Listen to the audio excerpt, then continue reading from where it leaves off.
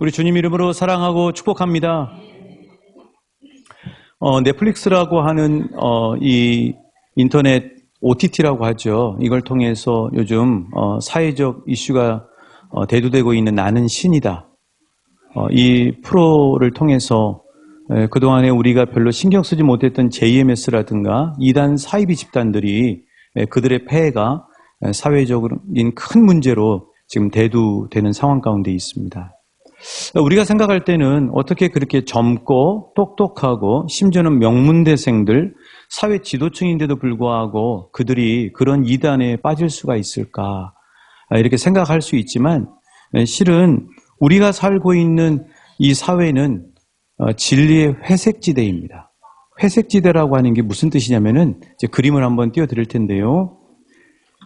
그림을 보시면 이 백색이 흰색이 진리라고 하고 그다음에 검정색이 악, 또 거짓, 비진리라고 하면 우리가 사는 이 사회는 저 그림처럼 백색과 악의 검정색이 분명하게 나타나지 않습니다. 그럼 어떤 색이냐? 이런 색이에요. 회색이 회색. 섞여 있습니다. 내 삶 속에 비진리도 있고 진리도 있고 참도 있고 거짓도 있고 이렇게 섞여 있는 거죠. 이단 사이비 종파가 우리 눈에 볼 때는 악하게 보이지 않습니다. 저 국민들에게는 악하게 보이지 않아요. 오히려 반찬도 섬기고요. 우리보다 더 열심이고요. 연탄 배달도 하고요. 대통령상도 수상을 합니다. 그러고 있는 거죠. 그런데 거기에 세뇌를 당하고 거기에 오래 몸담고 있다 보면 나중에는 이제 빠져나올 수 없는 세뇌 상태, 또 그런 조직 안에 들어있는 상황에서 정신을 번쩍 차리고 이게 거짓이었구나 하고 깨닫게 되면 그때는 이미 사람들의 영혼 유기 그리고 모든 가족관계뿐만 아니라 사회적 관계가 망가져 있는 것이죠. 쉽게 드러나지가 않는 것이죠. 자, 보이스피싱도 마찬가지예요. 여러분, 보이스피싱이 우리 문자 또 우리 전화기로 얼마나 많이 날라옵니까? 이 목사인 저한테도 날라와요. 제가 무슨 뭐 금융 뭘 하겠습니까? 무슨 뭐 그런 게 있겠습니까? 그런데 저한테도 보이스피싱 문자들 전화가 날라온다. 마치 꼭 은행이고 또 심지어는 뭐 검사가 보낸 것 같고 막 이렇게 날라오는 거죠. 회색이에요, 회색. 잘 보이지가 않습니다. 항상 깨어서 분별해서 우리가 그거를 잘 이렇게 분별하는 것들이 필요한 것이죠. 자, 우리 마을에서도 대의원이라든가 또 얼마 전에 끝났던 농협조합장 선거라든가 하다못해 경로회장 선거도 회색으로 뒤덮여 있습니다. 섞여져 있는 것이죠. 그래서 헬라어에서 죄를 말하는 단어가 5가지인데 그 중에 하나인 파라바시스란 말이 뭐냐면은 선을 넘는다는 거예요. 그냥 내가 가고 있던 선을 한 발만 넘는 것, 그게 바로 비진리와 악과 이렇게 거기에 내가 물들 수 있는 그런 회색지대 가운데 우리가 살고 있다고 하는 것이죠. 더군다나 요즘같이 절대적 진리를 상대화시키는 시대에는 더 이제 이 분간이 어려운 것입니다. 여러분, 우리 잘 아는 뉴스를 들으셨을 거예요. 그 개가 초등학생을 물은 겁니다. 뭐 장면 한번 보여드릴게요. 저렇게 이제 물은 거예요. 물어가지고 어떻게 되냐면 목을 물어요. 개는 목을 물거든요. 목을 잘 보호해야 된다고 그러잖아요. 이렇게 딱 목을 보호해야 된다고 그러잖아요. 목이 이렇게 흉터가 진 겁니다. 그럼 저게 우리 자녀들이 저렇게 당한다면 어떻게 생각하시겠어요? 그럴 일 없어야 되겠죠. 그런데 저 개가 안 죽은 거예요. 저 개가 경찰들은 조사를 다 했는데 검사들한테 올라가서 검찰청에서는 안락사시킬 근거가 없다. 이렇게 해서 저 개를 죽이지를 못하는 겁니다. 이게 뭐냐면은 이제는 진리가 절대화되지 않고 상대화돼서 사람들이 생각할 때 애완견이 대세다 그러면 그게 진리가 돼버리는 거예요. 말도 못하는 그런 상황이 되는 것이죠. 또 우리가 열심히 기도하면서 영적 전쟁을 하고 있는 동성애도 마찬가지예요. 동성애를 젊은 사람들은, 일부 사람들은 그게 성적 취향이지 무슨 죄냐고 생각을 하는 거죠. 시대는 이렇게 진리를 상대화시켜서 기준을 애매모호하게 만들어버리는 겁니다. 혼전 순결도 마찬가지예요. 여러분, 지금 혼전 순결 얘기하면 원신이라고 얘기하지 그렇지 않습니까? 그런데 캐나다에서 그 뉴스가 나왔는데 지난 4년 동안에 매독에 걸려서 태어난 아이들이 무려 13배예요. 4년 동안에. 여러분 왜 태어난 그 깨끗한 신생아들이 매독에 걸려서 태어날까요? 그런 것들이 계속 상대화시키기 때문에 마치 그 주차 금지 이렇게 그 빨강색 통이 있잖아요. 그걸 이렇게 옮기면 기준이 이쪽으로 갔다가 이쪽으로 옮기면 이렇게 되는 거죠. 그런 시대 속에서 우리가 몸담고 살고 있는 거죠. 그래서 진리의 회색 시대인 거예요. 근데 성경은 진리는 절대화시켜요. 오직 예수 그리스도가 진리고 성경 말씀이 진리다 하고 이야기를 하는 거죠. 마약. 여러분 태국에 가면은요 대마초를 그냥 필 수가 있습니다. 물론 우리나라에 들어오면 걸리죠. 뭐냐면 예전에는 대마초, 마약, 얼마 전에 유명 연예인이 걸렸던 그런 모든 향정신성 그런 것들, 마약류의 그런 것들이 죄악시 됐는데 미국의 필라델피아라고 하는 데는 2014년도에 이거 마약을 다 풀어버린 거예요. 그래서 사람들이 이렇게 살고 있습니다. 필라델피아 켄싱턴이라고 하는 도시에 가면 저러고 있는 거예요. 좀비가 돼 있는 거죠. 이런 일이 벌어지고 있는 거예요. 그러니까 마약도 이제는 취향이다. 개인이 알아서 하는 거다. 이렇게 될 날이 우리나라에도 찾아올 수 있고 그걸 가장 앞장서서 지금 하는 것이 동성애예요. 개인적 취향인데 그걸 왜 우리 하라 마라 하느냐, 그게 왜 죄냐 하면서 심지어는 그분들이 걸려서 병에 걸리는 치료에까지 전부 다 보험해 주는 거죠. 대한민국밖에 없는 거죠. 우리는 그런 진리의 회색 시대 가운데 살고 있는 것이죠. 문제는 이런 선과 악, 그리고 참과 거짓, 진리와 비진리를 분별하지 못해서 잘못 선택을 하고 거기에 몸을 담기 시작하면 이단 사입이나 마찬가지처럼 오직 한 번뿐인 내 인생뿐만 아니라 내 소중한 자녀와 가족들까지도 낭패를 볼 수 있다는데 문제가 있는 것이죠. 자, 그렇다면 이런 선과 악, 진리와 비진리가 뒤엉킨 회색지대와 같은 이 세상 속에서 아니 심지어 그것을 구분하는 기준까지도 60년대와 80년대가 달라져 버린 시대정신이라고 하는 명목하에 왔다 갔다 하는 진리의 상대화 시대에서 우리는 어떻게 사탄 마귀가 도사리고 있는 악, 거짓, 비진리를 분별하고 죄악의 낭떠러지로 떨어지지 않고 옳은 길, 축복의 길, 승리의 길을 걸어갈 수 있을까요? 하나님 오늘 이 에스더서 7장의 말씀을 통해서 우리에게 그 분별하는 해답을 명확하게 가르쳐 주시고 계십니다. 자, 에스더서 7장은요, 에스더서에서 가장 통쾌한 장면이에요. 마치 춘향전으로 하면은 춘향전의 최고의 극적인 그 장면이 뭐죠? 그 변사또가 춘향이를 데려다 놓고 옥에서 이렇게 끄집어내가지고 잔치를 하고 있다가 누가 나타나요? 암행어사가 나타나서 순식간에 뒤집어지는 역사. 악한 변사또와 탐관오리들이 순식간에 심판받는 그 역사. 그게 바로 춘향전의 극적인 장면 아니겠습니까? 스파이더맨이란 영화로 하면은 그 악당의 무리가 결국은 계속해서 판을 치는 것 같지만 마지막에는 심판을 받고 그리고 소탕되는 그 역사. 여러분 그럴 때 우리 어때요? 마음이 답답했다가 통쾌하고 시원해지지 않습니까? 오늘 이 에스더서 7장이 바로 시원해지는 바로 이 정말 악이 심판받는 클라이막스의 그 장면인 것이죠. 에스더가요, 두 번째 잔치를 배설하고 있습니다. 그 잔치에는 아하수에로 왕과 악한 하만 두 사람만 초대받았어요. 아하수에로 왕은 이미 첫 번째 잔치에서 에스더에게 물었던 거죠. 너무나 에스더에게 반해가지고 그냥 뿅 가가지고 에스더에게 당신의 소청이 무엇입니까? 당신의 요구사항이 무엇입니까? 하고 묻는 거죠. 이 두 번째 이 배설된 잔치에서도 아하수에로 왕은 그냥 질질 매달리다시피 에스더에게 잔치를 배설한 에스더에게 대체 당신의 소원이 뭡니까? 당신의 요구사항이 뭡니까? 어떻게 당신을 도와줄 수 있습니까? 내 나라의 절반이라도 당신에게 주겠습니다. 하고 아주 정말 사정하면서 에스더에게 묻고 있는 것입니다. 그러자 에스더가 마음 가운데 꾹 눌러 담고 있던 자신이 가지고 있는 원한과 상황들을 아하수에로 왕에게 드디어 토로하기 시작하는 거죠. 전하, 실은 악한 무리들이 소생의 생명뿐만 아니라 저의 동족의 생명들까지도 멸하려고 하고 있습니다. 이 일은 이 페르시아 제국의 해가 될 뿐만 아니라 왕에게도 막대한 손해가 됩니다. 하고 에스더가 아하수에로 왕에게 마음 깊숙한 곳에 가지고 있던 그 상황을 이야기하기 시작한 거죠. 그 에스더가 말하는 그 이야기가 나오자마자 흥겨웠던 잔치상의 분위기가 순식간에 심각하고 무거운 분위기로 바뀌었죠. 이미 음주가무에 좋았던 얼굴에 만면의 미소가 피어있던 그 아하수에로 왕의 얼굴이 굳어있는 그 모습을 우리는 볼 수 있습니다.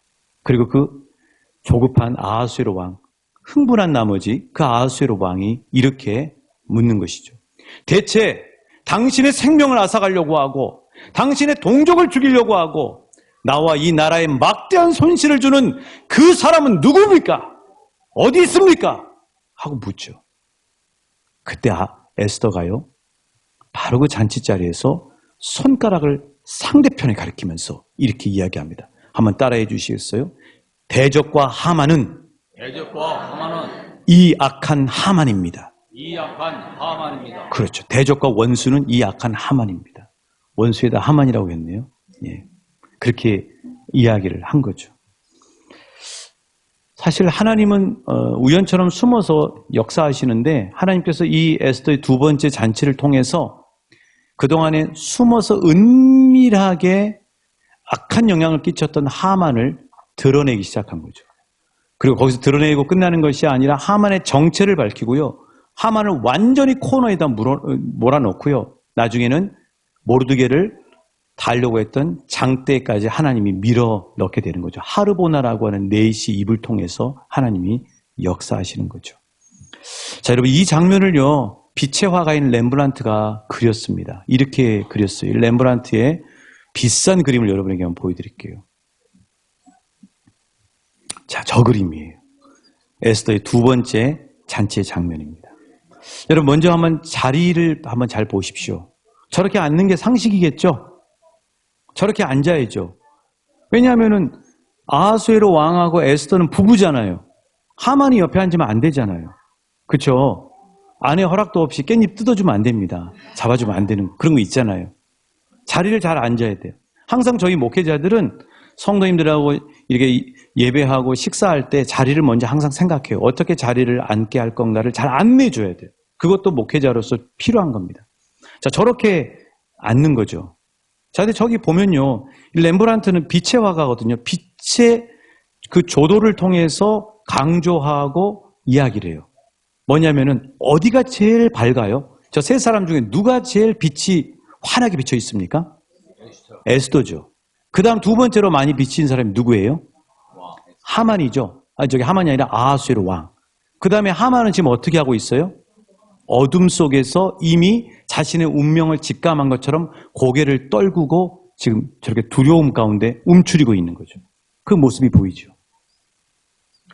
자, 그러면 이 빛의 화가인 렘브란트는 에스더서 7장 말씀을 통해서 무엇을 이야기하고 있냐면 에스더를 비치고 있는 빛, 계속 사진 띄워주시기 바랍니다. 그림 띄워주세요. 에스더를 비치고 있는 빛, 저게 이제 진리의 빛인 거죠. 진리의 빛. 에스더가 지금 아하수에로 왕에게 이런저런 이야기들을 해주고 있잖아요. 그 이야기를 해주면서 에스더에게 원래 비쳤던 하나님으로부터 붙였던 그 진리의 빛이 어디로 전해져요? 아하수에로 왕에게 전해지죠. 그리고 악한 하만은 여전히 어둠 가운데 있는 것을 볼 수가 있어요. 여기서 우리가 중요하게 생각해야 될 게 뭐냐면은 아하수에로 왕의 위치예요. 자, 아하수에로 왕이 지금 어디 쪽에 가까이 붙어 있습니까? 하만 쪽에 붙어 있습니까? 에스더 쪽에 붙어 있습니까? 에스더 쪽에 붙어 있죠. 여러분, 저게 바로 우리 위치가 돼야 된다는 거예요. 저게 이 땅을 살면서 우리가 참과 거짓, 선과 악, 진리와 비진리를 구분하기 위해서 정말 중요한 그 구분법이 뭐냐면은 저 아하수에로 왕의 위치가 중요하다는 거예요. 그러니까 다시 말씀드리면 어떤 뜻이냐면은 아하수에로 왕이 악한 하만과 같이 붙어 있었을 때를 성경은 너무 재미있게 에스더서 3장 15절에서 이렇게 이야기하고 있습니다. 에스더서 3장 15절 하반절에 보시면 이렇게 돼 있습니다. 어떻게 돼 있냐면요. 왕은 하만과 함께 앉아 마시되 수산성은 어지럽더라 이렇게 돼 있어요. 아하수에로 왕이 하만하고 같이 술을 마시는데 같이 잔치자리에 있는데 성이 평온한 게 아니라 어떻게 됐다고요? 어지러워요. 이게 바로 악한 무리와 함께 했을 때 나타나는 현상을 하나님은 성경을 통해서 말씀하시는 거죠. 그러니까 진리인 에스더 쪽에 붙어 있어야 우리는 빛을 보게 되고, 그리고 저 아하수에로 왕이 깨달은 것처럼 진리 쪽으로 오게 되고, 에스더가 해주는 이야기를 듣고 악한 하만이 정말 악하구나 하는 사실을 알게 되는 거죠. 여러분, 아하수에로 왕은 에스더가 대적과 원수는 이 악한 하만입니다 이렇게 얘기하기 전에 아하수에로 왕은 하만이 악한지 알았어요? 몰랐어요? 몰랐어요. 하만의 그 화려한 혀에, 하만의 가머니설과 권모술수에 아하수에로 왕은 단순하고 아무것도 구분하지 못한 거죠. 그런데 에스더 쪽에 붙으니까, 에스더의 이야기를 들으니까 하만이 악의 세력이고 나라를 위태하게 하고 해롭게 한다는 사실을 알게 됐다고 하는 사실이에요. 그래서 사랑하는 저와 여러분도 진리와 불의, 선과 악, 참과 거짓이 섞여 있는 이 회색 지대에 살고 있는 우리들이 이 악을 구분하는 방법이 뭐냐면, 아하수에로 왕처럼, 아하수에로 왕이 에스더 쪽에 붙은 것처럼 진리 편에 서셔야 돼요. 진리 편에 서서야 악이 보이는 거예요. 자, 한번 따라해 주시겠어요? 진리 편에 서야 선과 악을 구분할 수 있습니다. 자, 그럼 진리 편에 선다고 하는 게 구체적으로 뭔가? 설교는 구체적이어야 되겠죠? 세 가지로 PPT를 한번 띄워드릴게요. 답을 빨리 알려드립니다. 진리 편에 선다고 하는 건 세 가지 실제적인 방법이 있는데, 그 첫 번째가 뭐냐면요. 따라해 주세요. 존재. 자, 어떤 존재를 가까이 하느냐가 중요하다는 거예요. 두 번째는 가치. 어떤 가치를 가까이 하느냐가 중요해요. 세 번째는 장소. 어떤 장소를 가까이 하느냐에 따라서 악에 오염될 건가, 선 가운데서 복된 삶을 살 것인가가 결정이 된다는 겁니다. 자, 첫 번째, 우리가 진리편에 서려면 구체적으로 어떤 존재를 가까이 된다고요? 하나님을 가까이 하셔야 돼요. 성령님을 가까이 하셔야 돼요. 나는 사람하고만 가까이 하고 하나님하고 가까이 하지 않으면 섞여버려요. 그래서 하나님 편에, 성령님 편에 가까이 서시는 삶이 있으셔야 돼요. 왜 그러냐면 성령님은 이런 분이거든요. 요한복음 16장 13절이에요. 자, 요한복음 16장 13절입니다. 우리 같이 읽어보실게요. 왜 성령님께 가까이 해야 되는가? 시작.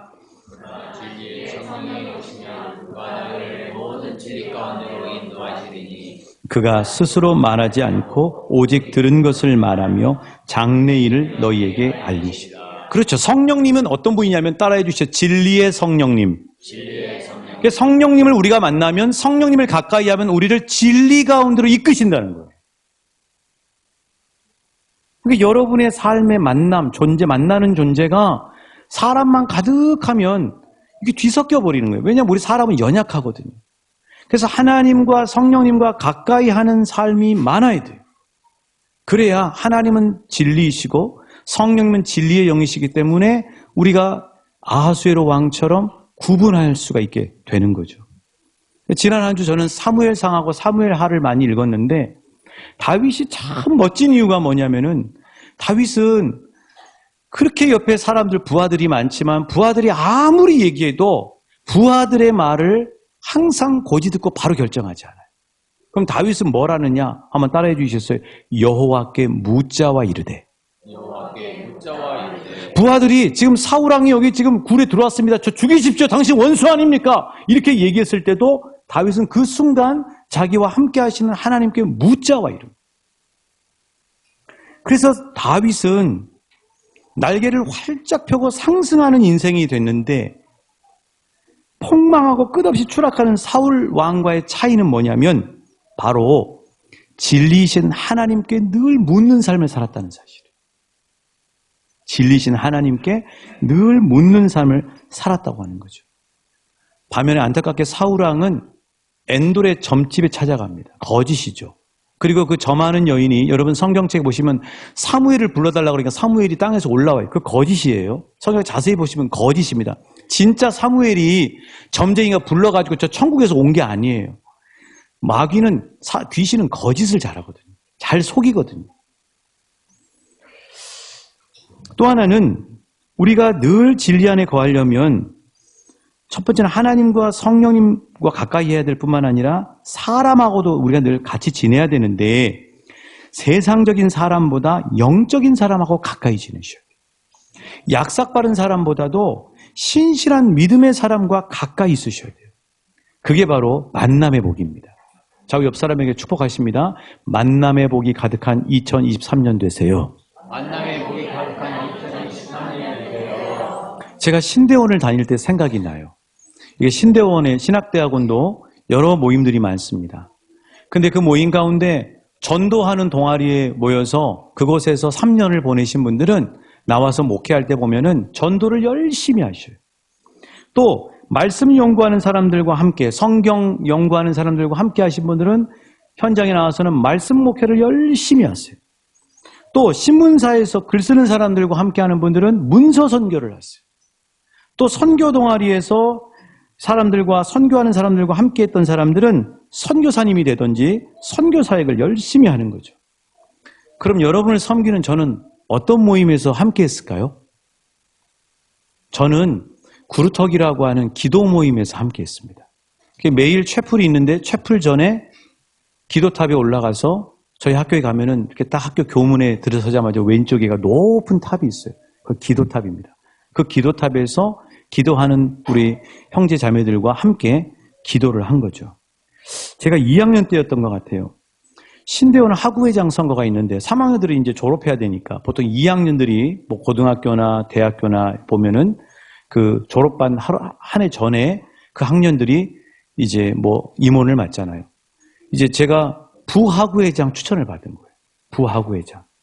근데 제가 나갔을까요? 안 나갔을까요? 안 나갔어요. 그 이유는 뭐냐면 첫 번째는 상대 진영, 경쟁해야 되는 상대 진영에 저하고 나이도 동갑이고 제 친한 친구가 거기 있었어요. 그래서 친구하고 맞서지 않기 위해서 부학우회장은 안 나갔어요. 또 하나는 저의 어떤 성향일 수도 있는데 정치할 수 있거든요. 정치하는 그런 모임을 싫기 때문에 손살에 치고 거절을 하게 된 것이죠. 신대원 1학년 때였나요? 우리나라의 기독교 메카라고 하는 종로 5가 그곳에 가면 모든 교단의 이 총회 본부 그리고 이런 NGO 단체들이 다 모여 있습니다. 그곳에서 6개월 동안을 제가 지냈는데 제가 그곳에서 6개월 동안 지내면서 어떤 걸 깨달았냐면 나는 기관 목사하고는 나하고는 안 맞다. 나는 성도님들과 함께 기도하고 같이 목양하는 그 목양이 맞겠구나 하는 생각을 하게 된 것이죠. 누구하고 만나고 누구하고 지내느냐가 중요하다고 하는 사실이에요. 장로님들도 마찬가지예요. 장로님들도 무슨 회에 자꾸 참여하시는 장로님들은 안타깝게도 정치적인 성향으로 변질이 되는 거죠. 그래서 맨날 하는 얘기가 법이요! 이런 얘기를 잘합니다. 목사님들이, 담임 목사님들이 모이면 제발 좀 장로님들 그런 회에 좀 안 갔으면 좋겠다는 거예요. 사람이 변질이 되는 거죠. 그런데 그에 반해서 장로님들이 교회 섬기는 자리에 있고 기도하는 자리에 있고 예배하는 자리에 있고 섬김의 자리에 있으면 그 장로님은 은혜 충만한 장로님이 될 확률이 높다고 하는 사실이에요. 학교 다니는 학생들도 마찬가지입니다. 누구와 친구가 되느냐가 정말 중요하죠. 우리 사랑하는 여러분의 자녀들이 좋은 친구, 은혜스러운 친구와 만나는 복이 있으시길 예수님의 이름으로 축복합니다. 교회에서도 마찬가지예요. 수근수근하는 사람들 가운데 몸을 담그면 자기 영혼도 털립니다. 그러나 서건서건 주님께 기도하는 모임에 몸을 담그면 은혜로 촉촉해지는 거죠. 에스더가 뜸들이기를 하면서 아하수에로 왕을 매달리게 한 이유는 악의 하만에게 붙어있던 아하수에로 왕을 진리로 끌고 오기 위해서 고도의 하나님이 주신 지혜를 가지고 이끌어오게 된 것이죠. 여러분, 어떤 존재를 가까이 하느냐가 매우 중요하다고 하는 사실이에요. 저와 여러분은 하나님을 가까이 하시는 복이 있으시길 축복합니다. 성령님과 늘 동행하시는 복이 있으시길 축복합니다. 믿음의 사람들과 함께하는 복이 있으시길 축복합니다. 좋은 은혜스러운 친구들과 함께하는 자녀들 되시길 예수님 이름으로 축복합니다. 그걸 위해 기도해요. 두 번째는 선과 악을 잘 구분하는 두 번째 방법은 뭐냐면 가치예요. 어떤 가치? 말씀의 가치를 가까이 할 것이냐, 세상 가치를 가까이 할 것이냐가 매우 다르다고 하는 것이죠. 누구를 만나느냐와 함께 선과 악, 참과 거짓, 진리와 비진리를 구분하는 중요한 방법은 뭐냐면 어떤 가치를 가까이 하느냐예요. 하나님은 말씀의 가치를 가까이 하는 자가 진리 안에 거하고 복이 있다고 말씀해 주세요. 자, 시편 1편 1절 2절입니다. 한번 같이 보실까요? 시편 1편 1절 2절입니다. 시작. 복 있는 사람은 악인들의 꾀를 따르지 아니하고 죄인들의 길에 서지 아니하며 오만한 자들의 자리에 앉지 아니하고 오직 여호와의 율법을 즐거워하여 그의 율법을 주야로 묵상하여. 그렇죠. 악인들의 꾀, 죄인들의 길, 오만한 자들의 자리는 세상 가치를 이야기하는 것입니다. 그런데 복 있는 사람은 무엇을 가까이 한다고요? 오직 하나님의 말씀을 즐거워하고 그 말씀을 주야로 묵상한다고 하는 사실. 말씀을 가까이 하는 사람이 악을 구분하고 진리 안에 거하는 복을 누릴 수 있다고 하는 사실이에요. 자, 우리 예수님도 제자들에게 가르쳐 주셨죠. 신신당부했어요. 자, 요한복음 8장 31절 32절이에요. 자, 우리가 잘 알죠? 저 서울에 있는 어느 대학에 가면 진리를 알지니 진리가 너희를 자유케 하리라. 그 말 앞에 뭐가 있는가? 진리. 악으로부터 해방되고 진리 안에 거하는 방법이 뭔가? 진리를 아는 방법이 뭔가? 8장 31절에 예수님이 분명하게 가르쳐 주셨습니다. 시작. 그러므로 예수께서 자기를 믿은 유대인들에게 이르시되 너희가 내 말에 거하면 참으로 내 제자가, 너희가 내 말에 거하면, 너희가 내 말씀 안에 거하면 참으로 내 제자가 되고. 그렇죠. 반면에 세상 뉴스나 신문이나 다른 사람들을 통해서 세상 가치만 듣고 사는 사람들은 이렇게 하면 돈이 된다더라, 태양광 하면 돈이 된다더라, 비트코인 하면 돈 많이 번다더라, 어디 땅에 투자하면 돈 많이 번다더라, 이런 이야기를 듣고 살면 세상에 휘둘리게 되는 것이죠. 마치 하만의 혀에 아하수에로 왕이 흔들리고 휘둘리는 것처럼, 귀가 팔락이는 것처럼 그렇게 휘둘릴 수밖에 없는 거죠. 여러분, 이 세상의 것들은요, 한순간입니다. 지금 외신을 보시면 미국의 굵직한 은행인 SVB, 실리콘밸리 뱅크, 이 은행이 파산했어요. 그런데 이 은행이 가지고 있는 은행 돈이 얼마인 줄 아세요? 280조입니다. 그럼 280조가 대체 어떤 돈이냐? 우리나라 2023년도 예산이, 1년 예산이 638조 7천억 원. 그러니까 2.2배예요. 어마어마한 돈을 가지고 있는 은행이 SVB 은행이었어요. 근데 이 은행이 망하는데 얼마나 걸렸느냐? 36시간 걸렸습니다. 36시간 만에 55조가 빠져나갔어요. 누가 280조를 가지고 있는 자산 규모를 가진 은행이 망할 거라고 생각을 했을까요? 누가 저 미국이라고 하는 세계 초강대국 안에 있는 저 은행이 망할 거라고 생각을 했을까요? 누가 그 실리콘밸리의 스타트업 기업들이 주르르 옆에 있는 그 은행과 그 기업들과 거래하고 있는 그 은행이 망할 거라고 생각을 했을까요? 여러분, 분명히 우리가 깨달아 알아야 될 사실은 이 세상에서 하나님의 나라와 예수 그리스도와 진리 외에는 모든 것들이 영원하지 않다고 하는 사실을 반드시 기억하실 수 있기를 주님의 이름으로 축복합니다. 그렇죠, 여러분. 교회에서도 이 사람이 말하면 이리 휙, 저리 휙 휘둘리고 이용당하는 사람이 있는가 하면 말씀을 붙들고 시냇가에 심은 나무처럼 성경 말씀과 주일과 수요일과 새벽 예배 가운데 주신 말씀을 붙들고 묵직하고 묵묵히 주님께 뿌리를 내리는 사람들이 있다고 하는 사실이에요. 지난 한 주 동안 저와 여러분은 무엇에 많은 영향을 받으셨습니까? 사람들이 하는 이야기에 많은 영향을 받으셨습니까? 아니면 우리 주님이 날마다 우리를 사랑하셔서 흘려주시는 생명의 말씀에 영향을 받고 사셨습니까? 왕춘교회 성도님들은 어린아이부터 어른에 이르기까지 모두 다 하나님이 날마다 공급해 주시는 생명의 말씀에 붙들려서 사는 시냇가에 심은 나무와 같은 인생들인 줄 예수님의 이름으로 축복합니다. 세 번째는요, 우리가 이 진리의 회색지대 가운데 살 때 중요한 게 뭐냐면 장소예요, 장소. 세상의 회색지대에만 머물 것인가, 아니면 진리의 등대인 교회에 자주 나올 것인가. 그렇죠. 이 시간에 이 예배가 왜 중요하냐면 우리가 한 주 동안 열심히 직장에서 살고 가정 살림하고 살다가 보면 헷갈리는 거예요. 그리고 여러분, 마귀는 어떻게 공격하냐면 끊임없이 생각으로 공격합니다. 우리의 생각이 슉슉 집어넣는다고요. 그래서 그 생각에 사로잡히면 내가 믿음이 있는 사람이 맞나 하고 막 헷갈리고 살 때도 있고요. 그리고 온통 세상에서 이야기하는 건강 염려의 이야기, 온갖 경제 두려움의 이야기, 이런 것들을 꽉 사로잡혀서 살게 만들어요. 그러다가 이 시간에 예배 자리에 딱 나오면, 이 자리에 나오면 세상에서 돈 잘 버는 방법을 이 강단에서 하나님이 말씀해 주시는 것이 아니라 세상에서 바르게 살고 축복된 삶을 살고 풍성한 삶을 살고 생명의 삶을 사는 말씀을 우리에게 하나님이 들려주시잖아요. 그 말씀을 들으면서 정신을 퍽 차리는 거예요. 그렇지.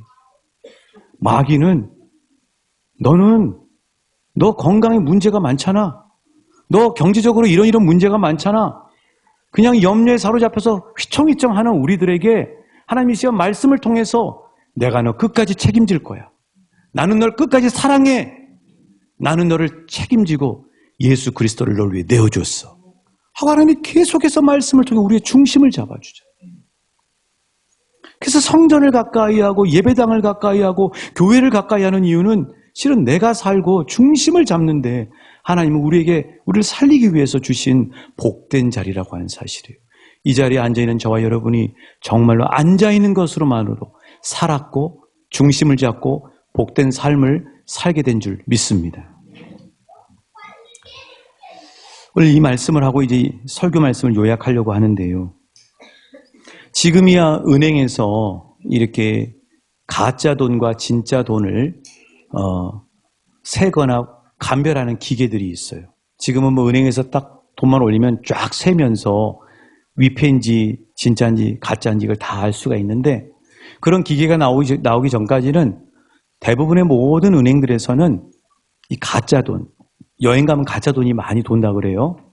근데 그 가짜 돈을 구분하는 방법을 어떻게 은행 직원들에게 교육을 시키냐면은, 우리가 생각할 때는 가짜 돈을 돋보기로 보고 계속 연구하는 것처럼 생각을 하지만 그게 아니라 실제 은행 현장에서는 진짜 돈을 하자마자 업무하기 전에 세게 한다 그래요. 진짜 돈을. 진짜 돈을 계속 접하게 하는 거죠. 진짜 돈을 접하면 가짜를 쉽게 구분한다는 거예요.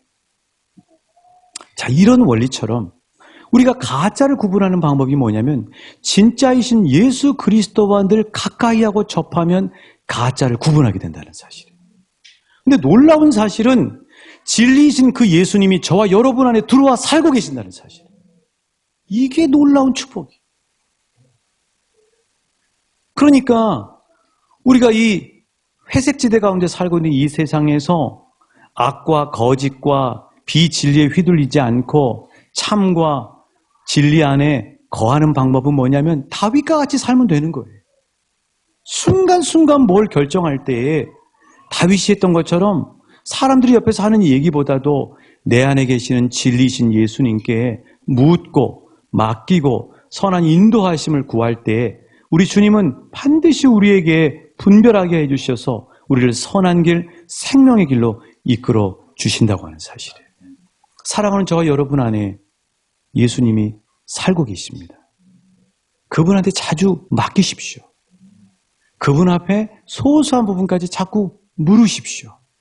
그러면 다윗처럼, 그리고 오늘 이 아하수에로 왕처럼 진리 안에서 거하는 복된 인생이 될 줄 믿습니다.